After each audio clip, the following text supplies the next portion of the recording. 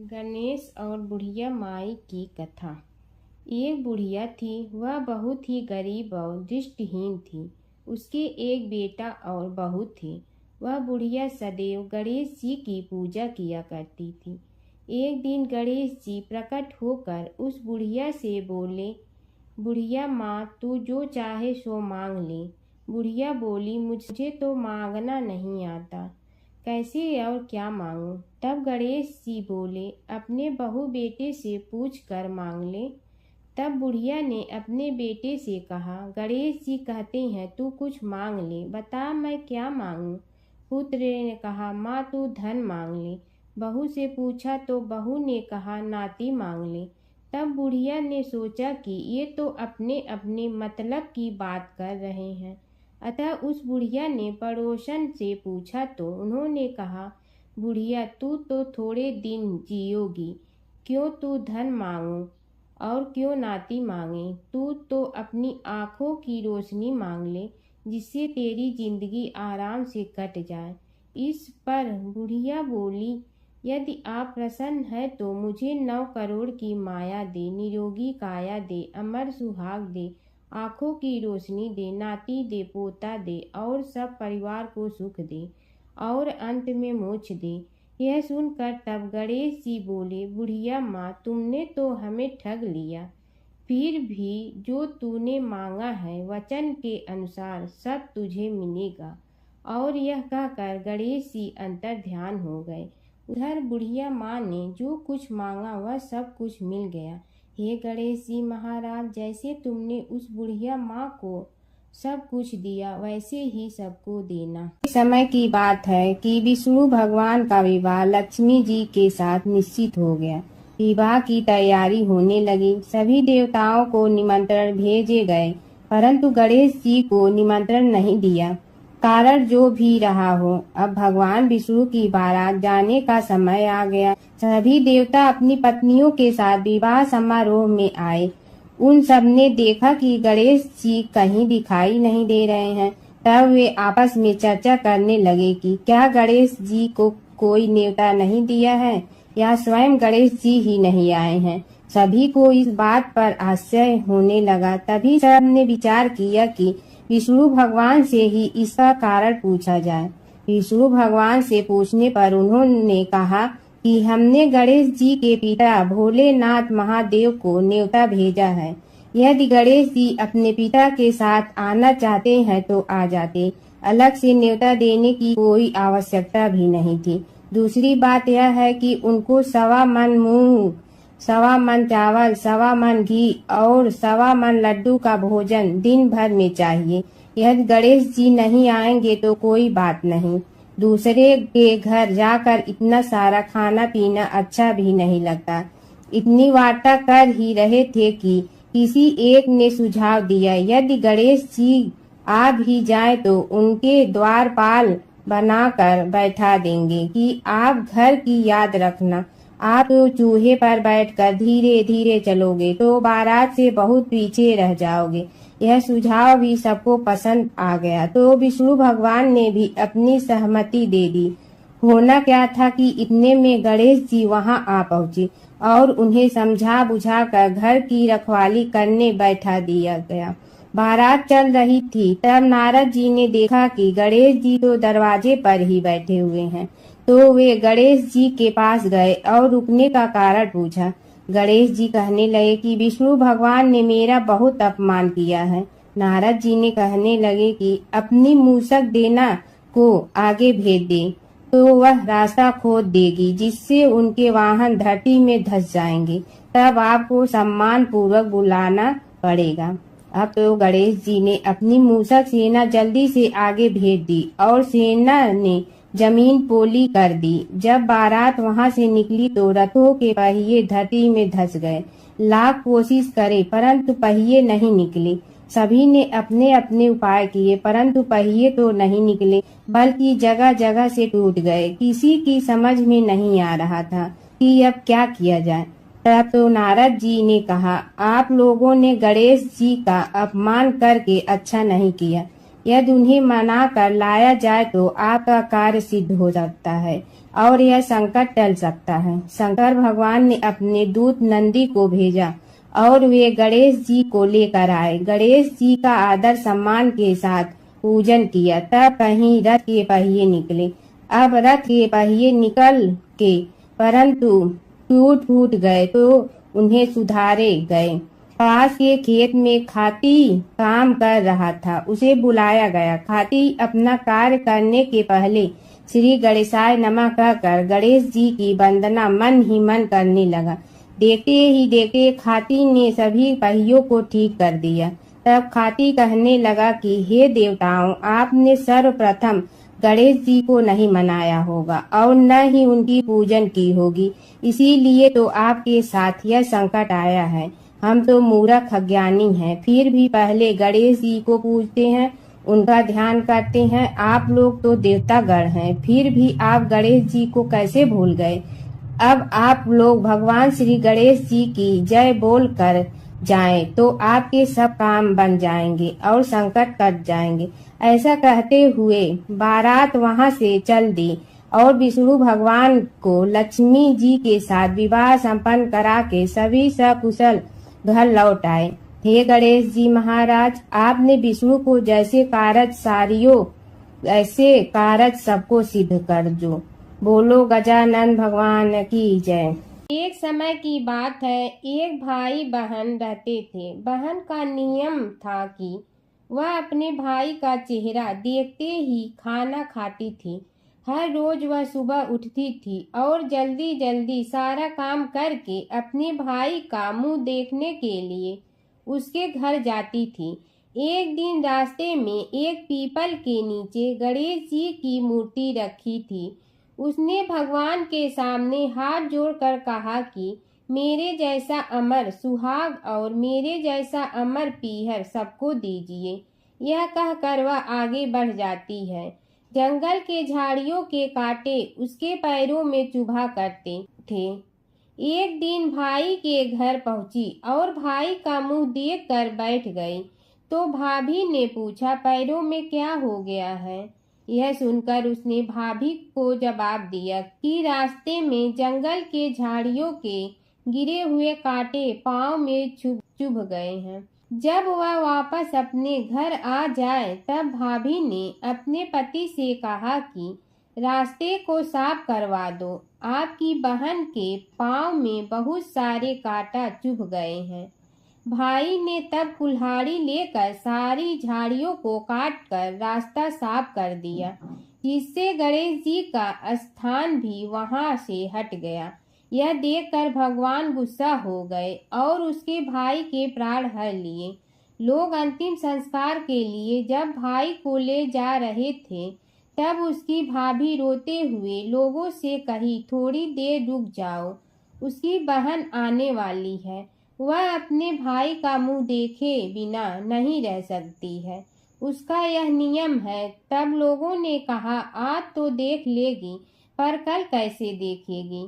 रोज दिन की तरह बहन अपने भाई का मुंह देखने के लिए जंगल में निकली। तब जंगल में उसने देखा कि सारा रास्ता साफ किया हुआ है। जब वह आगे बढ़ी तो उसने देखा कि सिद्ध विनायक को भी वहां से हटा दिया गया है। तब उसने जाने से पहले गणेश जी को एक अच्छे स्थान पर रखकर उन्हें स्थान दिया और हाथ जोड़कर बोली, भगवान मेरे जैसा अमर सुहाग और मेरे जैसा अमर पीहर सबको देना। और फिर बोलकर आगे निकल गई। भगवान सोचने लगे, अगर इसकी नहीं सुनी तो हमें कौन मानेगा, हमें कौन पूजेगा? तब सिद्ध विनायक ने उसे आवाज दी, बेटी इस खेजड़ी की 7 पत्तियां लेकर जा और उसे कच्चे दूध में धोकर भाई के ऊपर छींटा मार देना, वह उठकर बैठ जाएगा। यह सुनकर जब बहन पीछे मुड़ी तो वहां कोई नहीं था। फिर वह यह सोचने लगी कि ठीक है, जैसा सुना वैसा कर लेती हूँ। फिर वह 7 खेजड़ी की पत्तियां लेकर अपने भाई के घर पहुंची। उसने देखा वहां कई लोग बैठे हुए हैं। भाभी बैठी रो रही है और भाई की लाश रखी है। तब उसने पत्तियों को बताए हुए नियम के तहत भाई के ऊपर इस्तेमाल किया। तब भाई उठकर बैठ गया। भाई बोला बहन से, मुझे बहुत ही गहरी नींद आ गई थी। तब बहन बोली, यह नींद किसी दुश्मन को भी न आए। और उसने सारी बात अपने भाई को बता दी।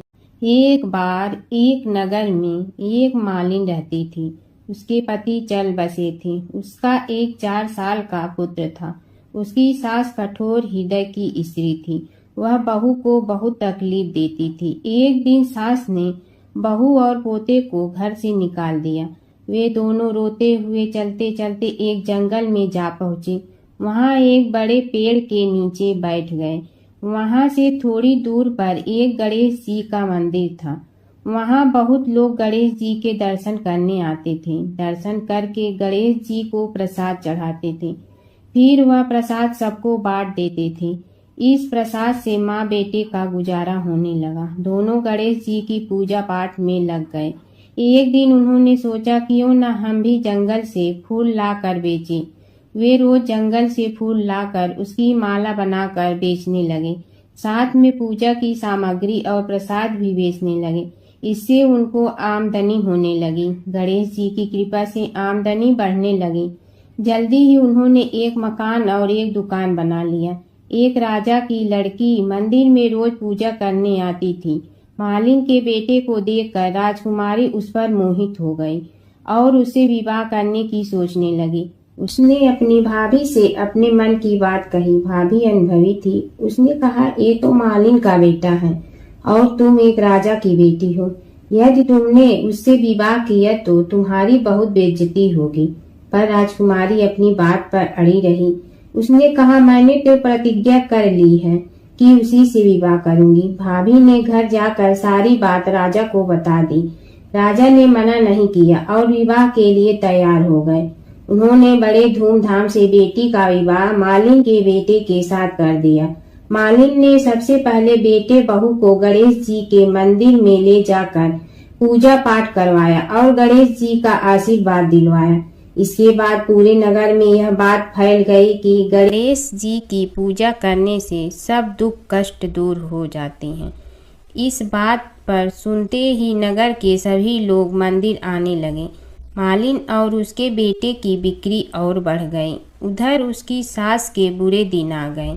अन्नदाता उससे रूठ गए और वह भूखों मरने लगी। एक दिन वह रोती धोती उसी गणेश जी के मंदिर में आ पहुंची। वहां वह मालिन के बेटे से बोली, मैं भूखी हूँ, मुझे रोटी कपड़ा दे दो, इसके बदले में तुम्हारा सारा काम कर दूंगी। लड़के को दया आ गई और उसे काम पर रख लिया। उसने अपनी दादी को नहीं पहचाना। जब मालिन घर आई तो उसने सास को पहचान लिया। वह सास से बोली, सासू जी आप यहाँ कैसे? सास ने पोते की तरफ इशारा करके कहा, मेरी इस सेठ के यहाँ नौकरी लग गई है। बहू बोली, यह आपका पोता है और यह घर भी आपका ही है, यह दुकान भी आपकी ही है। जब आपने हमें घर से निकाला तब गणेश जी ने हमारी रक्षा की। बहू की बात सुनकर सास बोली, मेरी करनी मैं भोगूंगी। बहू बोली, सासू जी अब आप हमारे यहाँ रहो और पोते का सुख देखो। हे गणेश जी महाराज, जैसा सुख आपने मालिन को दिया वैसा ही सुख सबको देना। गणेश जी की कथा। एक बार गणेश जी एक छोटे बालक के रूप में चिमटी में चावल और चमचे में दूध लेकर निकले। वो हर किसी से कह रहे थे कि कोई मेरी खीर बना दो, कोई मेरी खीर बना दो। एक बुढ़िया बैठी हुई थी। उसने कहा, ला मैं बना दूं। वह छोटा सा बर्तन चढ़ाने लगी। तब गणेश जी ने कहा कि दादी माँ, छोटी सी भगोनी मत चढ़ाओ, तुम्हारे घर में जो सबसे बड़ा बर्तन है वही चढ़ा दो। बुढ़िया ने वही चढ़ा दिया। वह देखती रह गई कि वह जो थोड़े से चावल उस बड़े बर्तन में डाली थी वह तो पूरा भर गया है। गणेश जी ने कहा, दादी माँ मैं नहा कर आता हूँ, खीर तैयार हो गई हो तो। बुढ़िया के पोते पोती खीर खाने के लिए रोने लगे।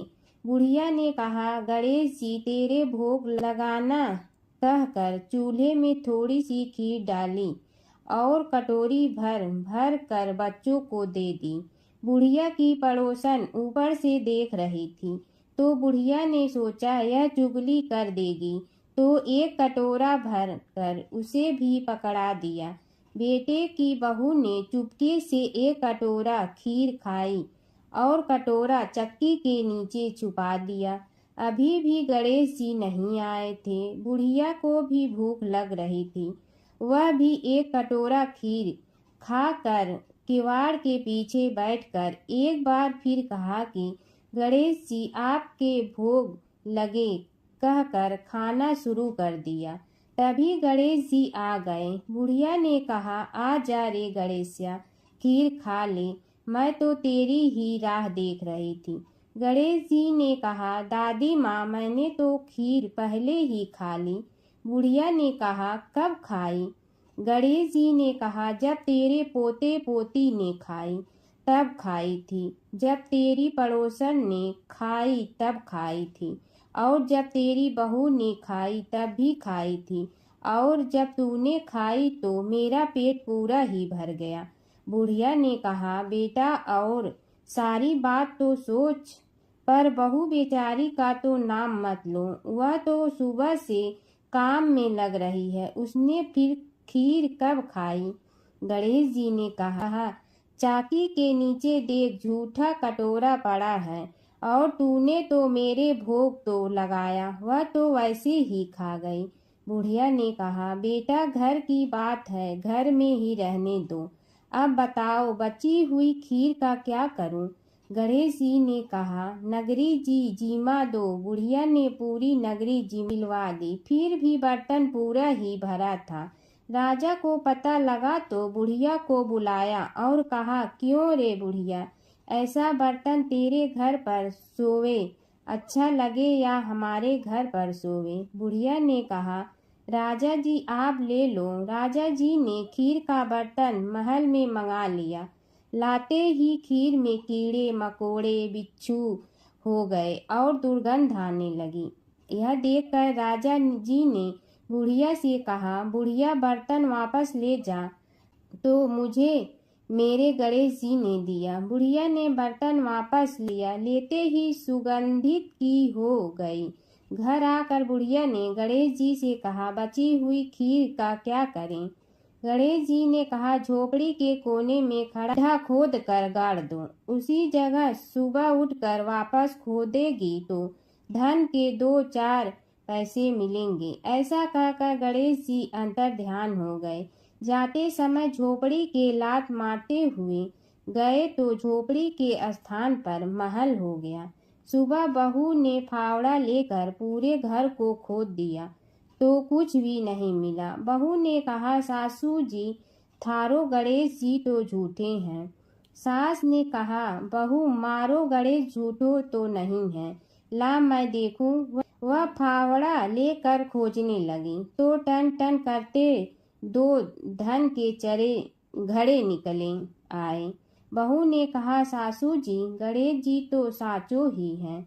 सास ने कहा, गणेश जी तो भावनाओं का भूखा है। यह गणेश जी जैसा आपने बुढ़िया को दिया वैसा सबको देना। जमुना की कहानी। प्राचीन समय में एक गांव था जिसमें 2 बहनें रहा करती थी। एक बहन का नाम गंगा था तो दूसरी बहन का नाम जमुना था। एक बार दोनों बहनें एक साहूकार के खेत से गुजर रही थी तो जमुना ने 13 दाने जौ के तोड़ लिए, जिसे देख गंगा बोली कि तुझे तो ग्रहण लग गया, तूने चोरी की है। इस पर जमुना बोली कि अब मेरा ग्रहण कैसे धुलेगा। गंगा ने कहा कि तुझे 12 साल तक साहूकार के यहाँ नौकरी करनी पड़ेगी, तभी तेरा पाप धुलेगा और ग्रहण से मुक्ति मिलेगी। जमुना साहूकार के यहाँ नौकरी के लिए जाती है और अपने लिए काम मांगती है। साहूकार उसे काम पर रख लेता है, लेकिन काम करने से पहले जमुना उसे कहती है कि मैं सारे काम करूंगी लेकिन 4 काम नहीं करूंगी। जूठे बर्तन नहीं मांजूंगी, झाड़ू नहीं लगाऊंगी, बिस्तर नहीं बिछाऊंगी और दिया नहीं जलाऊंगी। 12 साल के बाद कुंभ का मेला लगा तो साहूकारनी भी कुंभ नहाने जाने लगी। यमुना ने उसे जाते देख कहा कि कुंभ के मेले में मेरी बहन गंगा मिलेगी तो उसे यह सोने का टक्का दे देना, इससे वह अपने हाथों में सुंदर चूड़ियां पहन लेगी। साहूकारनी ने कुंभ के मेले में गंगा को वह सोने का टका दे दिया।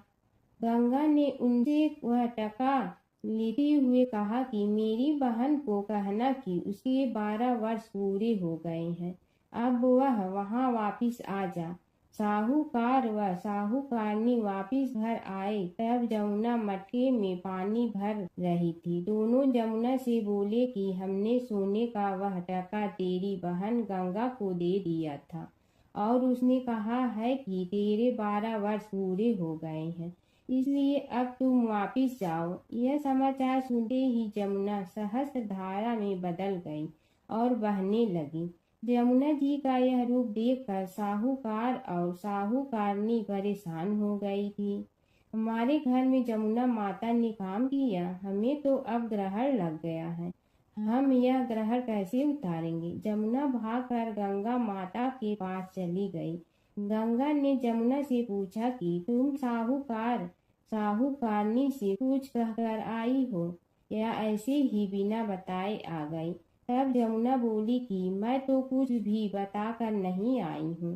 गंगा ने कहा कि जा उन्हें धीरज दे आ, नहीं तो उन्हें जीवन भर असंतोष ही रहेगा। गंगा के कहने पर जमुना माता ने साहूकारनी को सपने में दर्शन दिए और कहा कि तुम दोनों उल्टे माथे क्यों पड़े हो, जाओ उठकर खाओ पियो। तब दोनों बोले कि हम कैसे उठे, हमें तो ग्रहण लगा है, क्योंकि हमने उल्टे सीधे और पता नहीं कितने नीच कार्य आपसे कराए हैं।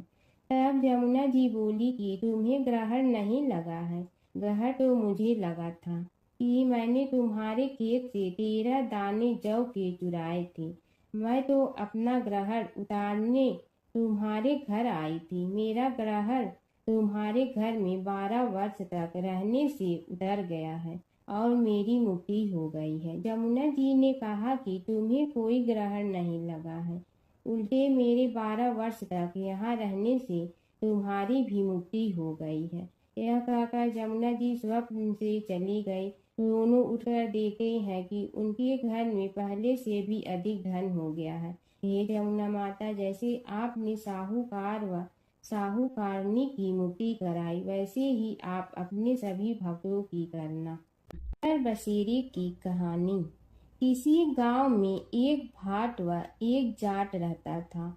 दोनों में घनिष्ठ मित्रता थी। एक बार जाट अपनी बहन के घर जाने को तैयार हुआ तो भाट अपनी ससुराल जाने को तैयार हुआ। दोनों साथ चल पड़े तो रास्ते में रुककर एक कुएं की मुंडेर पर बैठ गए। जाट ने भाट से कहा कि नगर बसेरा कर लेते हैं। इस पर भाट बोला कि तू ही नगर बसेरा कर ले, मैं तो अपनी ससुराल जा रहा हूँ, वहाँ खूब खातिर होगी मेरी, तू कर ले नगर बसेरा। जाट वहीं कुएं के पास बैठ पानी की घंटी और चावल का दाना लेकर नगर बसेरा करने लगा।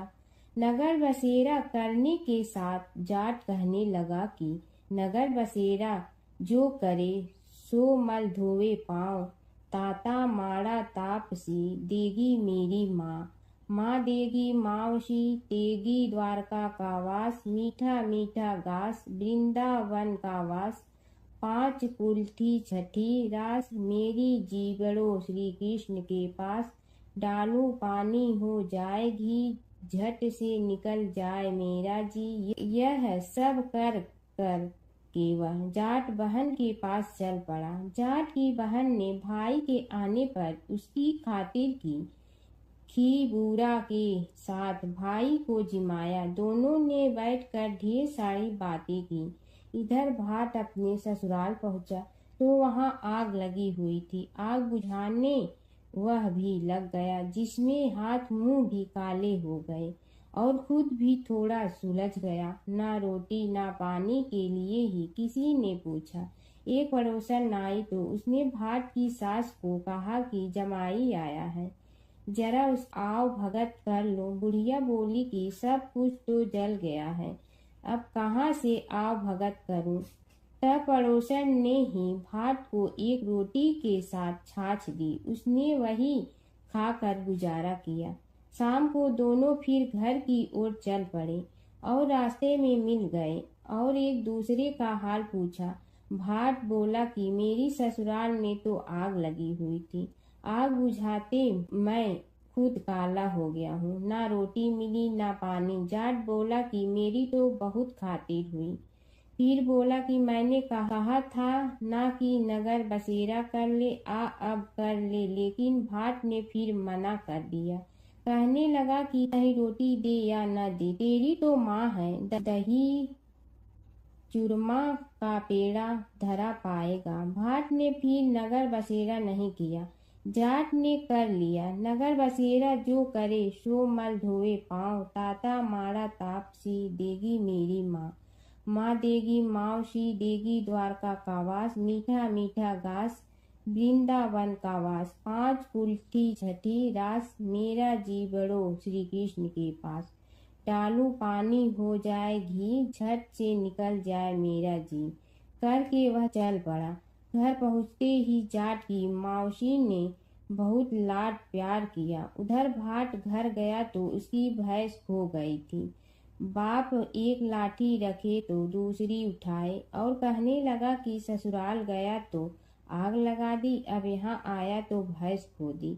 बाप ने कहा कि पहले भैंस लेकर आ, तभी रोटी पानी मिलेगा।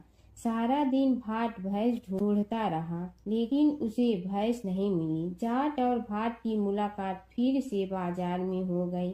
जाट ने भाट के हाल चाल पूछे तो भाट बोला कि आते ही भैंस खो गई, बस उसी दिन से भैंस ढूंढ रहा हूँ। रोटियां का तो पूछो ही मत। जाट ने कहा कि मैंने तो पहले ही कहा था कि नगर बसेरा कर ले। जाट की बात सुनकर भाट बोला कि तेरे नगर बसेरे में इतनी ताकत है तो चल अब कर लेते हैं। दोनों ने बैठकर नगर बसेरा किया। नगर बसेरा जो करे सो मल धोवे पाँव, ताता माड़ा तापसी देगी मेरी माँ, माँ देगी मावसी देगी द्वारका का वास, मीठा मीठा घास वृंदावन का वास, 5 कुल्ठी छठी रास, मेरा जीवड़ो श्री कृष्ण के पास। डालू पानी हो जाए घी, झट से निकल जाए मेरा जी। दोनों के नगर बसेरा करने पर भाट जैसे ही आगे बढ़ा तो उसकी खोई भैंस मिल गई, जिसे लेकर घर पहुंचा। घर पहुंचते ही माँ ने कहा कि लड़के को आते ही घर से निकाल दिया, सारे दिन से ये भूखा प्यासा भटक रहा है। यह कहकर उसकी माँ ने उसको खूब खिलाया पिलाया। इस घटना के बाद सारे नगर में ढिंढोरा पिटवा गया कि तब कोई अपने पीहर या सास से आते जाते नगर बसेरा करें। जैसे भाट को नगर बसेरा करने का फल मिला, वैसे ही हर किसी को मिलेगी है। माता सीता की कथा। यह कहानी सीता माता कहती थी और श्री राम इसे सुना करते थे। एक दिन श्री राम भगवान को किसी काम के लिए बाहर जाना पड़ा तो सीता माता कहने लगी कि भगवान, मेरा तो 12 वर्ष का नित्य नियम है, अब आप बाहर जाएंगे तो मैं अपनी कहानी किसे सुनाऊंगी। श्री राम ने कहा कि तुम कुएं की पाल पर जाकर बैठ जाना और वहां जो औरतें पानी भरने आएंगी उन्हें अपनी कहानी सुना देना। सीता माता कुएं की पाल पर जाकर बैठ जाती हैं। एक स्त्री आई, उसने रेशम की जड़ी की साड़ी पहन रखी थी और सोने का घड़ा ले रखा था। सीता माता उसे देख कहती हैं कि बहन, मेरा 12 वर्ष का नित्य नेम सुन लो। पर वह स्त्री बोली कि मैं तुम्हारा नित्य नेम सुनूंगी तो मुझे घर जाने में देरी हो जाएगी और मेरी सास मुझसे लड़ेंगी। उसने कहानी नहीं सुनी और चली गई। उसकी रेशम जड़ी की साड़ी फट गई। सोने का घड़ा मिट्टी के घड़े में बदल गया। सास ने देखा तो पूछा कि ये किसका दोष अपने सिर लेकर आ गई है। बहू ने कहा कि कुएं पर एक औरत बैठी थी। उसने कहानी सुनने के लिए कहा, लेकिन मैंने सुनी नहीं, जिसका यह फल मिला है। बहू की बात सुनकर अगले दिन वही साड़ी और घड़ा लेकर सास कुएं की पाल पर गई। सास को वहीं माता सीता बैठी मिली तो माता सीता ने कहा कि बहन, मेरी कहानी सुन लीजिए। सास बोली कि एक बार छोड़, मैं तो 4 बार कहानी सुन लूंगी। राम आए लक्ष्मण आए, देश के पुजारी आए, नित नेम का नेम लाए, आओ राम बैठो राम। तपी रसोई जियो राम, माखन मिश्री खाओ राम। दूध बतासा पियो राम, सूत के पल का मोठो राम। साल दुसाला पोठो राम, साल दुसाला ओढ़ो राम। जब बोलो जब राम ही राम, राम संवारे सबके काम। खाली घर भंडार भरेंगे, सबका बेड़ा पार करेंगे। श्री राम जय राम जय जय राम। सास बोली कि बहन, कहानी तो बहुत अच्छी लगी। कहानी सुनकर सास घर चली गई और उसकी साड़ी फिर से रेशम जड़ी की बन गई। मिट्टी का घड़ा फिर सोने के घड़े में बदल गया। बहू कहने लगी, सासू माँ, आपने ये सब कैसे किया? सास ने कहा कि बहू, तू दोष लगा के आई थी और मैं अब दोष उतार कर आ रही हूँ।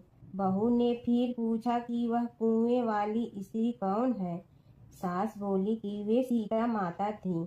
वे पुराने से नया कर देती हैं, खाली घर में भंडार भर देती हैं। वह लक्ष्मी जी का वास घर में कर देती हैं। आदमी की जो भी इच्छा हो उसे पूरा कर देती हैं। बहू बोली कि ऐसी कहानी मुझे भी सुना दो। सास बोली कि ठीक है, तुम भी सुनो। और सास ने कहानी शुरू की।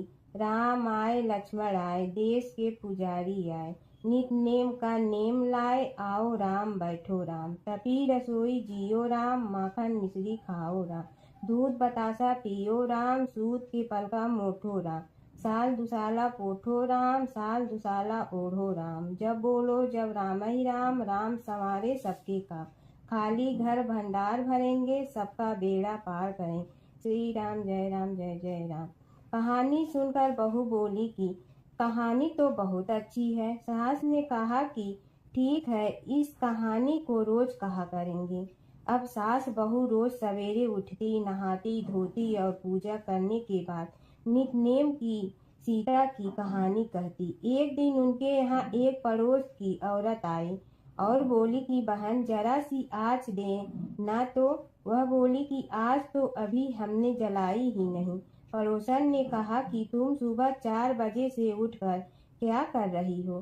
फिर उन्होंने कहा कि सुबह उठकर हम पूजा करते हैं, फिर सीता माता की नित नेम की कहानी कहते हैं।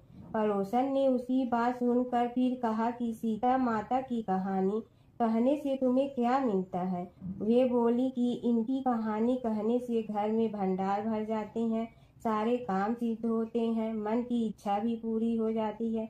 पड़ोसन कहती है कि बहन, ऐसी कहानी तो मुझे भी सुना दो। फिर वह बोली कि ठीक है, तुम भी यह कहानी सुन लो। राम आए लक्ष्मण आए, देश के पुजारी आए, नित नेम का नेम लाए, आओ राम बैठो राम।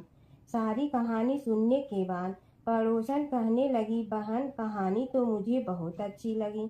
अब वह पड़ोसन भी नित नेम सीता माता की कहानी कहने लगी। कहानी कहने से सीता माता ने पड़ोसन के भी भंडार भर दिए। अब तो पूरे मोहल्ले में नित नेम की कथा चल पड़ी। हर किसी की मनोकामना पूरी होने लगी। हे सीता माता, जैसे आपने उनके भंडार भरे, वैसे ही आप हमारे भी भंडार भरना, सबकी भरना, कहानी सुनने वाले के भी और कहानी कहने वाले के भी। कीड़ी नगरा सींचने की कहानी। एक गांव में एक बुढ़िया माई रहती थी। उसके 2 बेटे तथा बहू भी थे। बुढ़िया माई भगवान श्री हरि विष्णु की परम भक्त थी। अपना जीवन दान धर्म पुण्य कार्य कर्मों में लगाती थी। परंतु बुढ़िया माई कभी भी मंदिर और सत्संग में वह तीर्थ स्थानों पर नहीं जाती थी। एक बार गांव में भागवत कथा हो रही थी। बेटे ने कहा, माँ आप सारा दिन घर में रहती हैं, आप मंदिर में भागवत कथा सुनने क्यों नहीं जाती? बुढ़िया माई ने बेटे का मन रखने के लिए कह दिया कि आज जाऊंगी, परंतु नहीं गई। ऐसा करते करते 6 दिन निकल गए।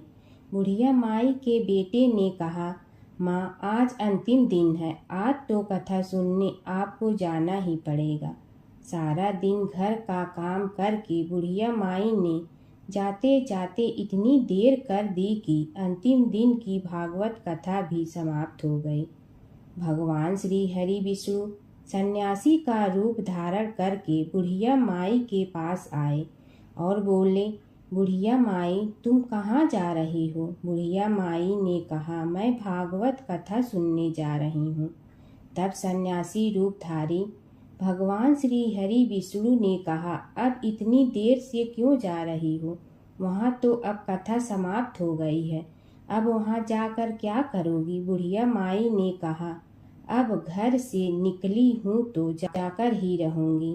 सब सन्यासी रूपधारी भगवान श्री हरि विष्णु ने कहा कि अब कथा समाप्त हो गई, भक्त लोग भी अपने अपने घर चले गए, अब तुम वहाँ से क्या लाओगी? तो बुढ़िया माई बोली, कुछ नहीं तो मैं वहाँ से एक ईंट ही उठा लाऊंगी। तो सन्यासी रूपधारी भगवान श्री हरि विष्णु बोले, तुम वहाँ से मिट्टी की ईंट लाओगी, उसके बदले में मैं तुम्हें एक सोने की ईंट देता हूँ। बुढ़िया माई ने ईंट ले ली और घर की तरफ चल पड़ी और विचार करने लगी कि यदि यह ईंट मैं घर लेकर जाऊंगी तो बेटे बहू झगड़ने लगेंगे, इसीलिए घर के आंगन में बाहर ही बुढ़िया माई ने वह ईंट जमीन में गाड़ दी। परंतु अब बुढ़िया माई का ध्यान उस ईंट पर ही रहने लगा। खाने पीने घर के काम करने में सदैव बुढ़िया माई अपना ध्यान सोने की ईंट पर ही लगाई रखती। बेटे बहू ने पूछा, माँ पूरे दिन घर के आंगन में क्या करती रहती हो? तो बुढ़िया माई ने कहा, मैं आने जाने वाले को देखती रहती हूँ। एक दिन बुढ़िया माई मर गई। यमराज के दूत बुढ़िया माई को लेने आए। बुढ़िया माई को लेकर धर्मराज जी के पास पहुँचे और धर्मराज जी को सारी बात बतलाई। धर्मराज जी ने बुढ़िया माई को कुतिया की योनि दे दी और कुतिया उसी पेड़ के नीचे बैठी रहती। बुढ़िया माई की बहू ने कहा, इस कुतिया को यहाँ से भगाओ, नहीं तो यह बच्चों को काट जाएगी। तो उसके बेटे ने उसकी पीठ पर एक लकड़ी मारी और बुढ़िया माई मर गई और को सर्प की योनि मिली। आंगन में सर्प को देखकर बेटे बहू ने किसी को काट नहीं जाए इसी डर से मार दिया। फिर बुढ़िया माई मरकर धर्मराज जी के पास पहुंची। बुढ़िया माई कीड़ी का रूप धारण करके उस आंगन में कीड़ी नगरा बना लिया। आंगन में कीड़ी नगरा हो गया। घर वाले बहुत परेशान हुए। घर वाले भोजन भी नहीं बना रहे थे और मन ही मन होने का स्मरण करने लगे। तब भगवान श्री हरि विष्णु सन्यासी का रूप धारण करके आए और बोले कि कुछ खाने को दे दो। तो घर वाले ने कहा, महाराज हमारे खाने को भी कुछ नहीं बनाया, क्योंकि हमारे घर में कीड़ी नगरा हो गया है, आप ही इसका कुछ उपाय बतलाइए। तब महाराज जी ने आंगन में खोदा और सोने की 28 निकाली और दोनों बेटों को दे दी और कहा, तुम्हारी माँ के नाम से दान पुण्य करना, धर्मशाला बनवाना, स्कूल बनवाना, प्याऊ लगवाना, गौशाला में गाय के चारे खाने की व्यवस्था करना। परंतु दोनों बेटे आपस में झगड़ने लगे कि तू दान कर, तू दान कर। किसी ने बुढ़िया माई के नाम से कोई दान नहीं किया और कीड़ी नगरा वहाँ उसी स्वरूप में स्थापित रहा। कुछ दिन बाद सन्यासी वापस आया और बुढ़िया माई के बेटों ने भगवान स्वरूपधारी सन्यासी महाराज से कहा कि हमारी घर की हालत वैसी की वैसी है, कीड़ी नगरा तो वैसे का वैसा ही है, तब साधु रूपधारी सन्यासी महाराज ने कहा, वह सोने के ईंट के टुकड़े लाओ और उन्हें बेचकर उनसे जो भी धन मिले उसे तुम्हारी माँ के नाम से दान पुण्य करो। इस कीड़ी नगरा पर शक्कर और आटा डालो। तुम ऐसा करोगे तो तुम्हारी माँ को मोक्ष प्राप्ति होगी। और उनके घर से कीड़ी नगरा चला गया। जो व्यक्ति प्रतिदिन सुबह प्रातः आटा और शक्कर कीड़ी नगरे पर डालता है, वह सदैव धनवान, पुत्रवान, संपन्न, सुख शांति से जीवन यापन करता है। उसके घर में कभी कोई कष्ट नहीं आता है। उसका जीवन सदा सर्वदा आनंद से व्यतीत होता है।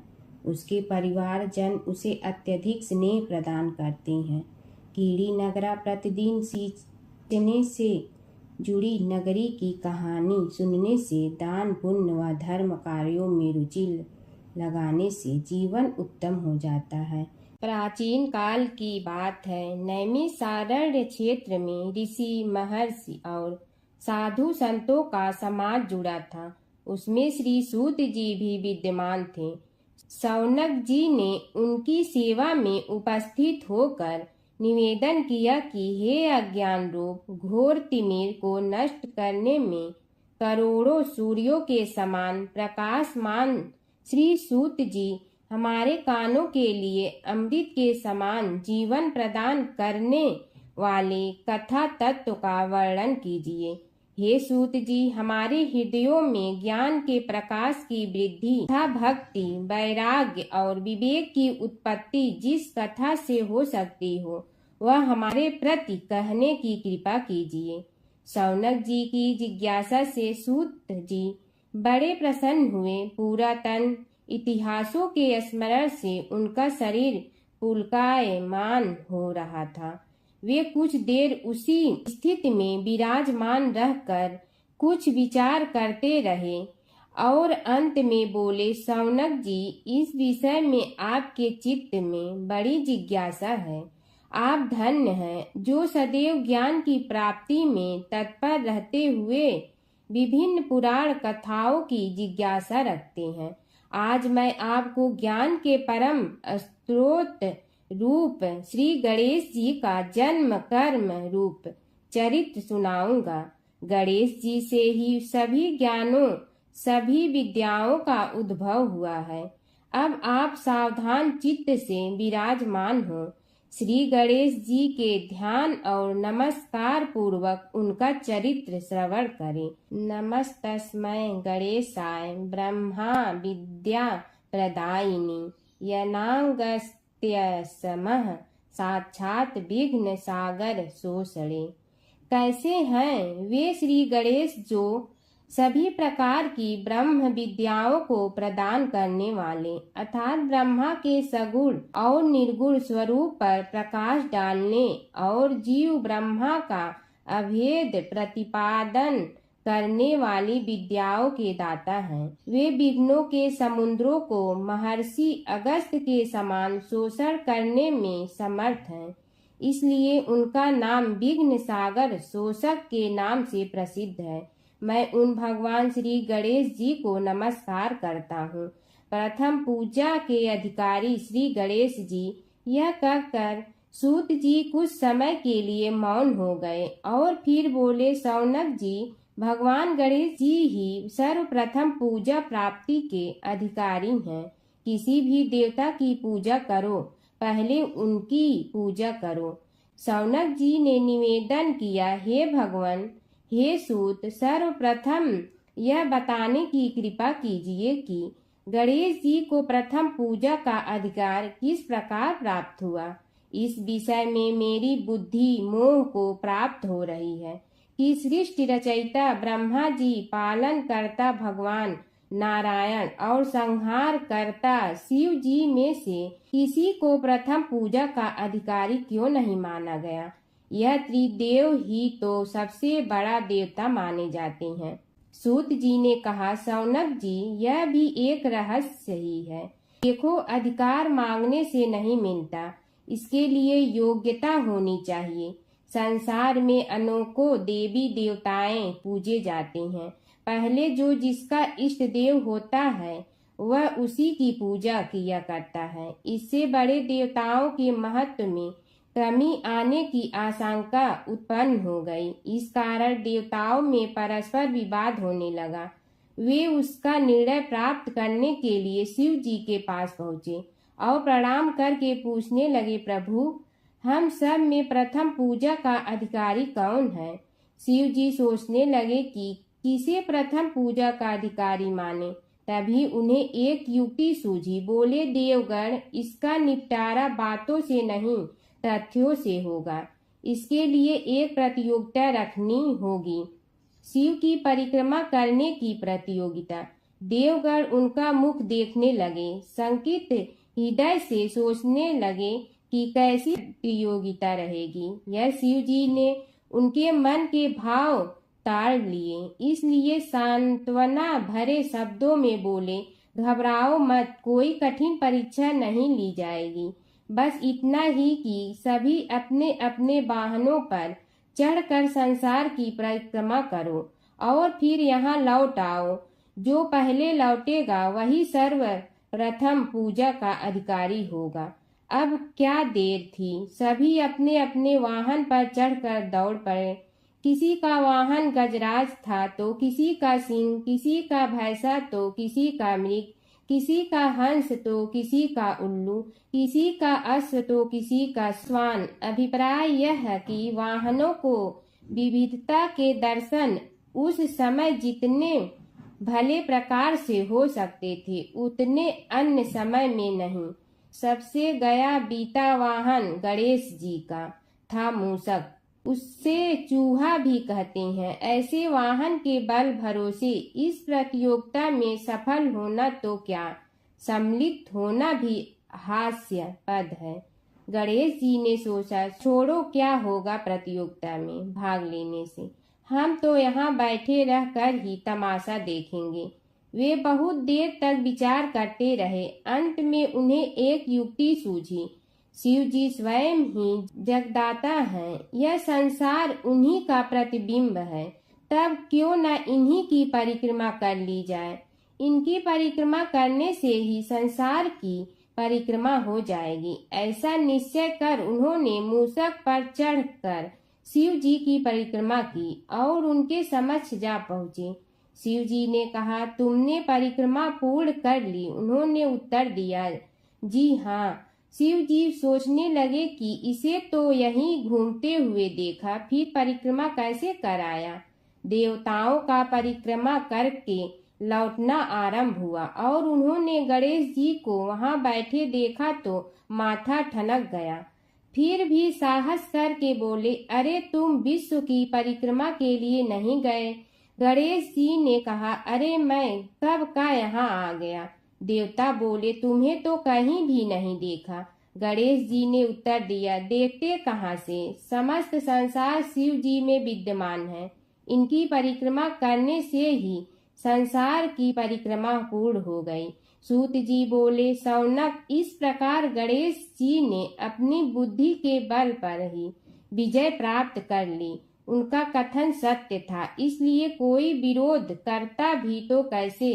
बस उसी दिन से गणेश जी की प्रथम पूजा होने लगी।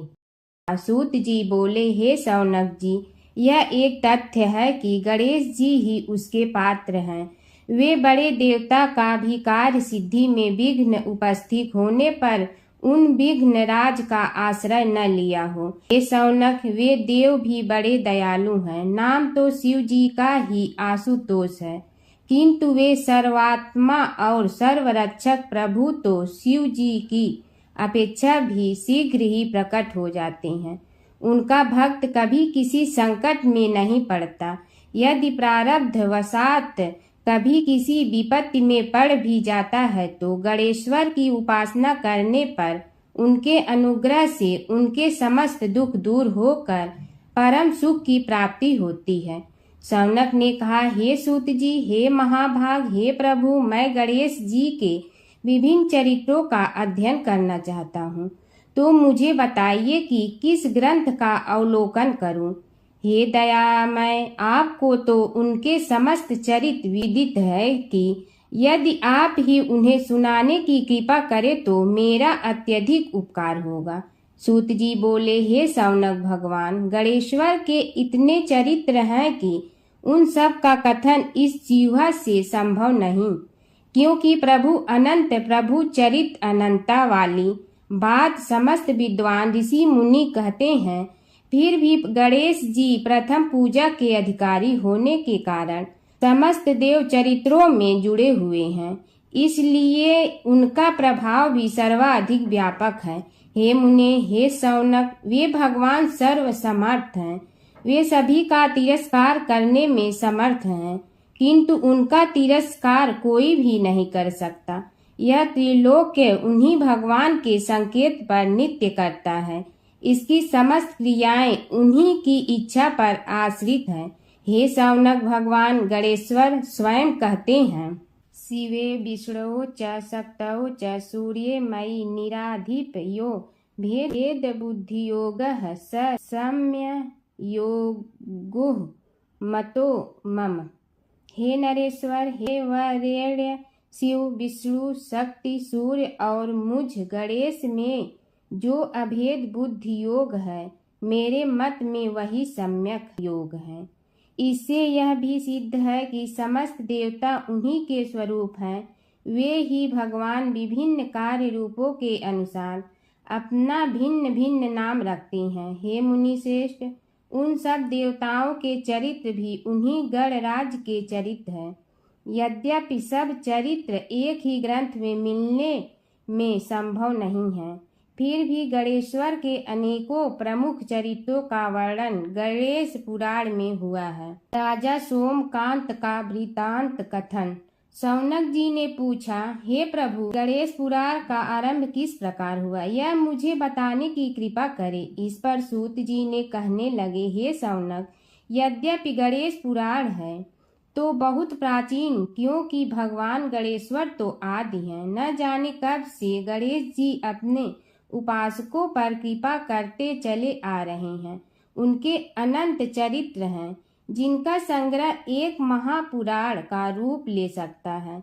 उसे एक बार भगवान नारायण ने नारद जी को और भगवान ने शंकर और जगन जननी पार्वती जी को सुनाया था।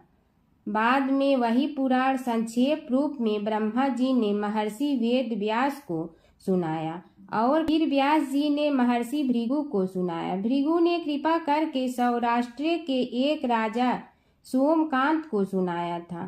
तब से वह पुराण अनेक कथाओं में विस्तृत होता रहा और अनेक कथाओं से रहित होता हुआ अनेक रूप में प्रचलित है।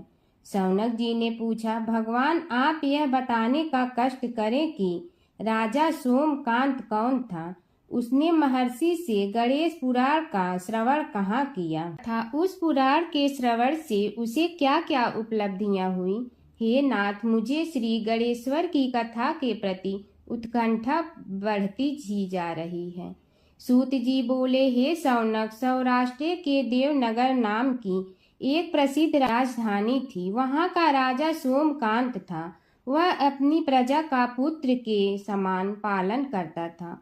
वह वेद ज्ञान संपन्न, शस्त्र विद्या में पारंगत एवं प्रबल प्रतापी राजा, समस्त राजाओं में मान्य तथा अत्यंत वैभवशाली था। उसका ऐश्वर्य कुबेर के भी ऐश्वर्य को लज्जित करता था। उसने अपने पराक्रम से अनेकों देश जीत लिए थे। उसकी पत्नी अत्यंत रूपवती, गुणवती, धर्माज्ञा एवं पतिव्रत धर्म का पालन करने वाली थी। वह सदैव अपने प्राणनाथ की सेवा में लगी रहती थी। उसका नाम सुधर्मा था। जैसे वह प्रतिव्रता थी, वैसे ही राजा भी एक पत्नी व्रता का पालन करने लगा। उसके हेमकांत नामक एक सुंदर पुत्र था। वह भी सभी विद्याओं का ज्ञाता और अस्त्र शस्त्रादि के अभ्यास में निपुण हो गया था। यह सभी श्रेष्ठ लक्षणों से संपन्न, सद्गुणी एवं प्रजा जनों के हितों का अत्यंत पोषक था। इस प्रकार राजा सोमकांत स्त्री, पुत्र, पशु, वाहन, राज्य एवं प्रतिष्ठा आदि से सब प्रकार सुखी था। उसे दुख तो था ही नहीं, सभी राजागण उसका हार्दिक सम्मान करते थे तथा उसकी श्रेष्ठ कीर्ति भी संसार व्यापी थी। परंतु युवा अवस्था के अंत में सोमकांत को घृणित कोष्ठ रोग हो गया। उसके अनेक उपचार किए गए किंतु कोई लाभ नहीं हुआ। रोग शीघ्रता से बढ़ने लगा और उसके कीड़े पड़ गए। जब रोग की अधिक वृद्धि होने लगी और उसका कोई उपाय न हो सका तो राजा ने मंत्रियों को बुलाकर कहा, सुब्रतो, जाने किस कारण यह रोग मुझे पीड़ित कर रहा है। अवश्य ही यह किसी पूर्व जन्म के पाप का फल होगा। इसलिए मैं अब अपना समस्त राजपाट छोड़कर वन में रहूंगा। मेरे पुत्र हेमकांत को मेरे समान मानकर राज्य शासन का धर्म पूर्वक संचालन कराते रहें।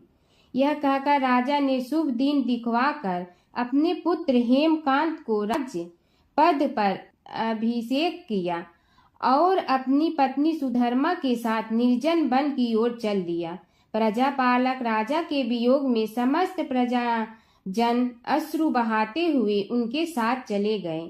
राज्य की सीमा पर पहुंचकर राजा ने अपने पुत्र अमात्यगण और प्रजा जनों को समझाया, आप सब लोग धर्म के जानने वाले, श्रेष्ठ आचरण में तत्पर एवं सहृदय हैं। यह संसार तो वैसे भी परिवर्तनशील है। जो आज है वह कल नहीं था और आने वाले कल में भी नहीं रहेगा। इसलिए मेरे जाने से दुख का कोई कारण नहीं है। मेरे स्थान पर मेरा पुत्र सभी कार्यों को करेगा। इसलिए आप सब उसके अनुशासन में रहते हुए उसे सदैव सम्मान करते रहें।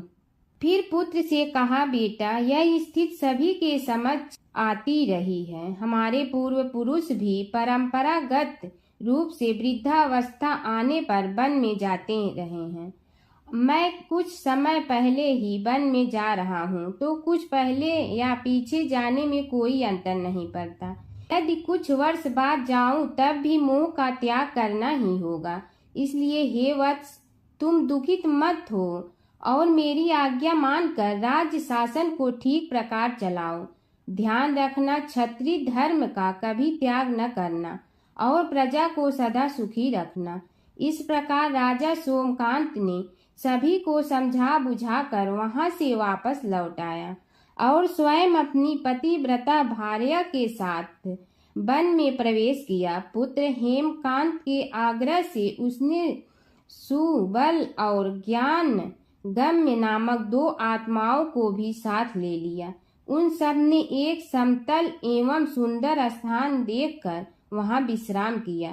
तभी उन्हें एक मुनि कुमार दिखाई दिया। राजा ने उससे पूछा, तुम कौन हो, कहाँ रहते हो? यदि उचित समझो तो मुझे बताओ।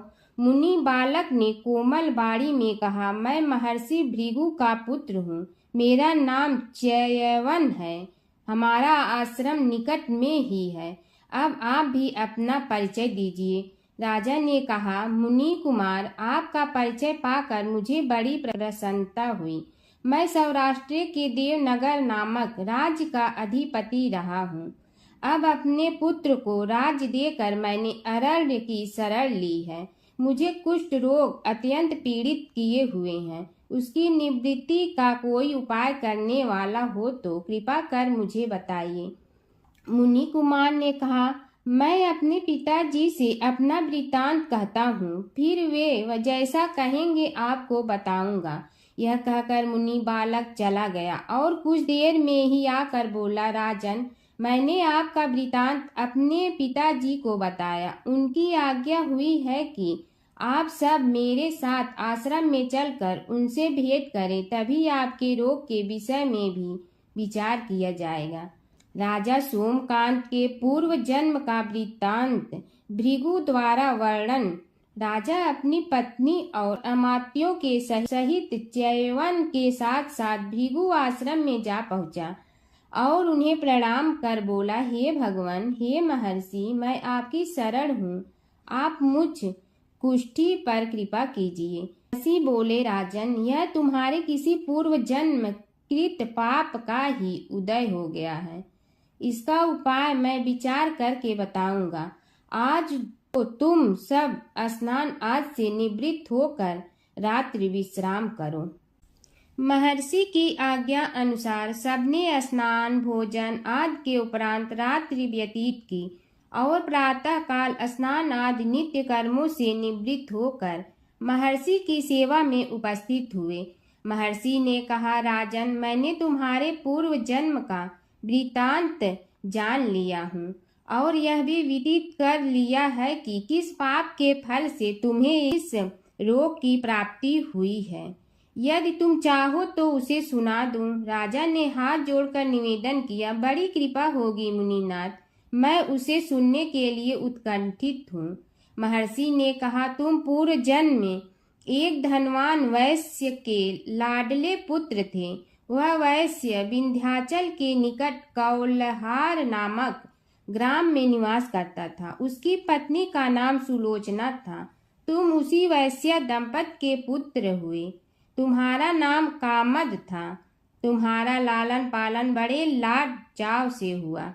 उन्होंने तुम्हारा विवाह एक अत्यंत सुंदरी वैश्य कन्या से कर दिया था, जिसका नाम कुटुम्बिनी था। यद्यप तुम्हारी भार्या सुशीला थी और तुम्हें सदैव धर्म में निरत देखना चाहती थी, किंतु तुम्हारा स्वभाव वासनांध होने के कारण दिन प्रतिदिन उज्जवल होता जा रहा था। किंतु माता पिता भी धार्मिक थे, इसलिए उनके सामने तुम्हारी उज्ज्वलता दबी रही। परंतु माता पिता की मृत्यु के बाद तुम निरंकुश हो गए और अपनी पत्नी की बात भी नहीं मानते थे। तुम्हें अनाचार में प्रवृत्त देखकर उसे दुख होता था, तो भी उसका कुछ बस न चलता था। तुम्हारी उन्मत्तता चरम सीमा पर थी। अपनों से भी द्वेष और क्रूरता का व्यवहार किया करते थे। हत्या आदि कराते थे। तुम्हारे लिए सामान्य बात हो गई। पीड़ित व्यक्तियों ने तुम्हारे विरुद्ध राजा से पुकार की। अभियोग चला और तुम्हें राज्य की सीमा से भी बाहर चले जाने का आदेश हुआ। तब तुम घर छोड़कर किसी निर्जन वन में रहने लगे। उस समय तुम्हारा कार्य लोगों को लूटना और हत्या करना ही रह गया। एक दिन मध्याह्न काल था। गुणवर्धक नामक एक विद्वान ब्राह्मण उधर से निकला। बेचारा अपनी पत्नी को लिवाने के लिए ससुराल जा रहा था। तुमने उस ब्राह्मण युवक को पकड़कर लूट लिया।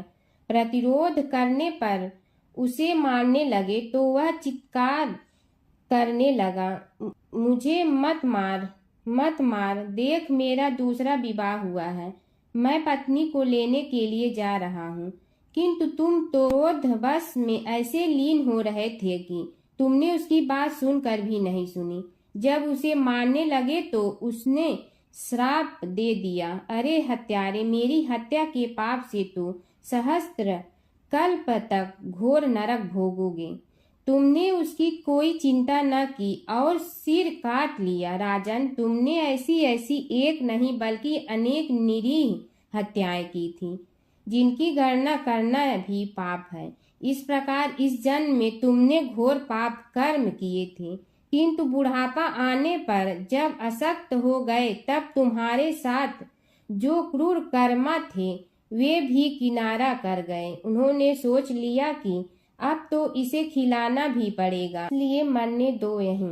अमोघ प्रभाव गणेश उपासना का कथन। राजन, अब तुम निरालंब थे, चल फिर तो सकते ही नहीं थे। भूख से पीड़ित रहने के कारण रोगों ने भी घेर लिया।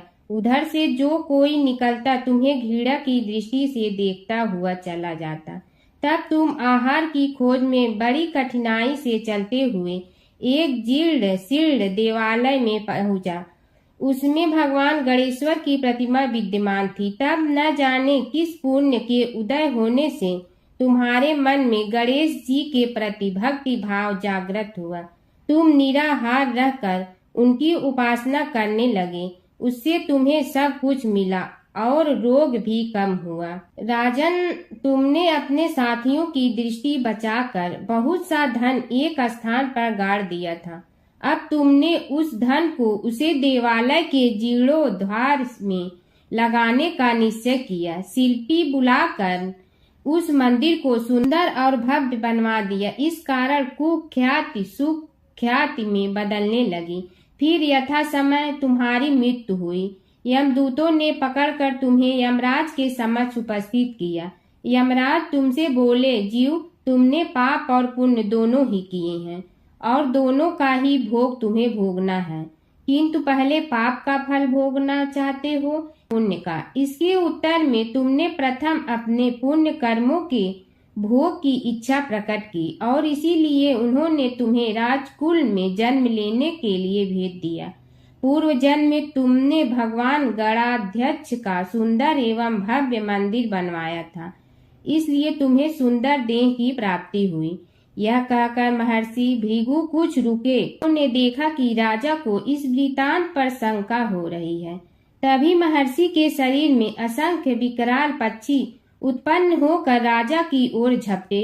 उनकी चोंच बड़ी तीक्ष्ण थी, जिनसे वे राजा के शरीर को नोच नोच कर खाने लगे। उसके कारण उत्पन्न असहनीय पीड़ा से व्याकुल हुए राजा ने महर्षि के समक्ष हाथ जोड़कर निवेदन किया, प्रभु, आपका आश्रम तो समस्त द्वेष आदि से परे है और यहाँ मैं आपकी शरण में बैठा हूँ, तब यह पक्षी मुझे आकर ही क्यों पीड़ित कर रहे हैं? हे मुनिनाथ, इनसे मेरी रक्षा कीजिए।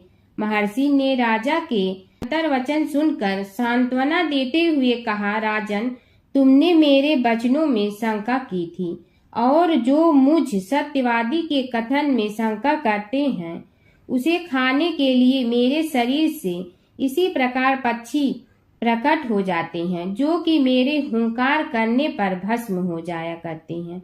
यह कर महर्षि ने हुंकार की और तभी वे समस्त पक्षी भस्म हो गए। राजा श्रद्धावनत होकर उनके समक्ष अश्रुपात करता हुआ बोला, प्रभु, अब आप पाप से मुक्त होने का उपाय कीजिए। महर्षि ने कुछ विचार कर कहा, राजन, तुम पर भगवान गणेश्वर की कृपा सहज रूप से है और वे ही प्रभु तुम्हारे पापों को भी दूर करने में समर्थ हैं, इसलिए तुम उनके पाप नाशक चरित्रों का श्रवण करो। गणेश पुराण में उनके चरित्रों का भले प्रकार वर्णन हुआ है, अतएव तुम श्रद्धा भक्ति पूर्वक उसी को सुनने में चित्त लगाओ। राजा ने प्रार्थना की, महामुनि, मैंने गणेश पुराण का नाम भी आज तक नहीं सुना, तो उनके सुनने का सौभाग्य कैसे प्राप्त कर सकूंगा? हे नाथ, आपसे अधिक ज्ञानी और प्रकांड विद्वान और कौन हो सकता है? आप ही मुझ पर कृपा कीजिए। महर्षि ने राजा की दीनता देखकर उसके शरीर पर अपने कमंडल का मंत्रपूत जल छिड़का। तभी राजा को एक छींक आई और नासिका से एक अत्यंत छोटा काले वर्ण का पुरुष बाहर निकल आया। देखते देखते वह बढ़ गया। उसके भयंकर रूप को देखकर राजा कुछ भयभीत हुआ, किंतु समस्त आश्रमवासी वहां से भाग गए। वह पुरुष महर्षि के समक्ष हाथ जोड़कर खड़ा हो गया। उन्हें उसकी ओर देखा और कुछ उच्च स्वर में बोले, तू कौन है, क्या चाहता है? वह बोला, मैं साक्षात पाप हूँ, समस्त पापियों के शरीर में मेरा निवास है। आपके मंत्रपूत जल के स्पर्श से मुझे विवश होकर राजा के शरीर से बाहर निकलना पड़ा है। अब मुझे बड़ी भूख लगी है, बताइए क्या खाऊं और कहाँ रहूं? महर्षि बोले, तू उस आम के अवकाश स्थान में निवास कर और उसी वृक्ष के पत्ते खाकर जीवन निर्वाह कर। यह सुनते ही वह पुरुष आम के वृक्ष के पास पहुंचा, किंतु उसके स्पर्श मात्र से वह वृक्ष जलकर भस्म हो गया। फिर जब पाप पुरुष को रहने के लिए कोई स्थान दिखाई न दिया तो वह भी अंतर्हित हो गया।